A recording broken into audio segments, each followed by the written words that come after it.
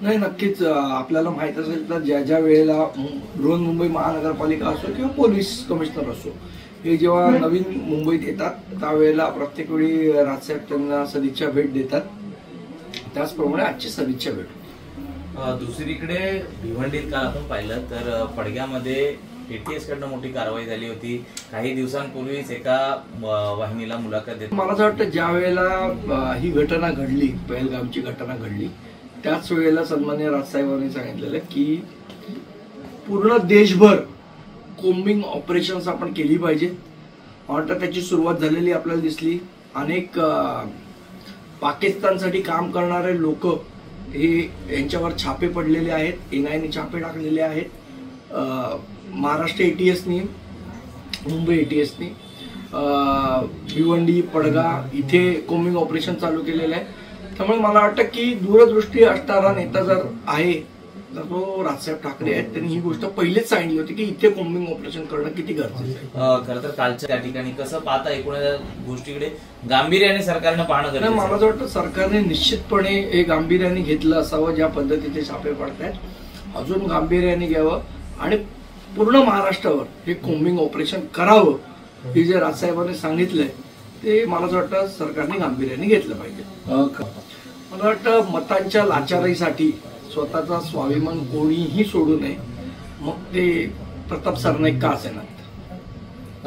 आपण बघितलं की आणि कशी काय ती नाराजी दूर करणार होती. मला असं वाटतं वैभव हा आमचा अतिशय कट्टर महाराष्ट्र सैनिक आहे. पहिल्यापासून काम करतोय.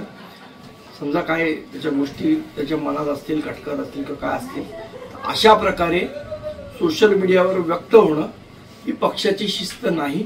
जर त्यांना काही वाटत असेल तर त्यांनी सन्माननीय राजसाहेबांची भेट घेऊन असं म्हणणं मांडलं पाहिजे. अशा प्रकारे सोशल मीडियावर व्यक्त होणं, पत्रकार परिषदेत व्यक्त होणं ही पक्षाची शिस्त नाही हे त्यांनी समजून घेतलं पाहिजे. एकंदर पाहिलं तर तुमचं बोलणं सर दुसरी मात्र त्यांना भेट नाकारण्यात आलेली आहे. राज्य महिला आयोगाचा जर आपण पूर्ण कार्यकारी मला वाटतं जो पुण्यातला प्रकार झाला तो अत्यंत दुर्दैवी असा प्रकार होता. ज्या पद्धतीने आजच्या ह्या 21व्या शतकात जर अशा पद्धतीने लोक हुंडा आणि ह्या गोष्टी करत असतील तर मला असं वाटतं एक गोष्ट मात्र लक्षात ठेवली पाहिजे. अन्याय करणाऱ्यापेक्षा अन्याय सहन करणारा हा जास्ती पापी असतो. या प्रकारचा अन्याय कोणीही सहन नाही केला पाहिजे. त्याच्या विरुद्ध आवाज उठवला पाहिजे. अशा जर आमच्या कुठल्या भगिनी असतील ज्यांच्यावर अन्याय होत असेल त्यांनी निश्चितपणे महाराष्ट्र नवनिर्माण सेनेशी संपर्क साधावा.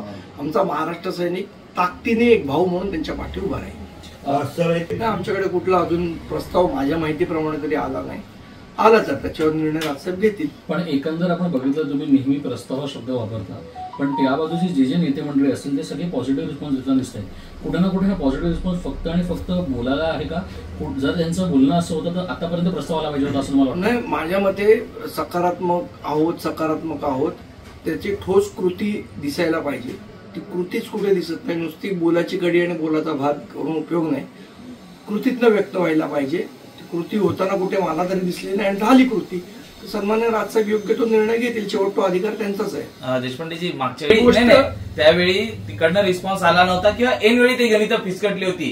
2 वेळा घडलेल्या घटनांमुळेच कुठेतरी ताक पण फुकून पिलं. शिवसेनेकडनं यावेळी प्रस्ताव यावा, त्यानंतरच मनसेकडनं उत्तर किंवा पुढचं पाऊल टाकलं जाईल असं काही ठरलंय का. ठरायचा का विषय आला याच्यात. मी तुम्हाला मला असं वाटतं याच्या आधी ही परिस्थिती सांगितलेली आहे. त्यांचा प्रस्ताव आला तर निश्चितपणे राजसाहेब विचार करतील असं मी म्हटलंय. आता प्रस्तावच पाठवायचा नाही आणि रोज जाऊन 9 वाजता भोंगेच वाजवायचे, त्याला आम्ही तरी काय करणार. त्या दिवशी एका मुलाखतीत राज ठाकरे सरांनी एक वक्तव्य केलं होतं. मला असं वाटतं ठाकरे बँड संपवण्याचा प्रयत्न कोणीही केला तरी जोपर्यंत राजसाहेब ठाकरे आहेत तोपर्यंत हा ठाकरे बँड संपू शकत नाही.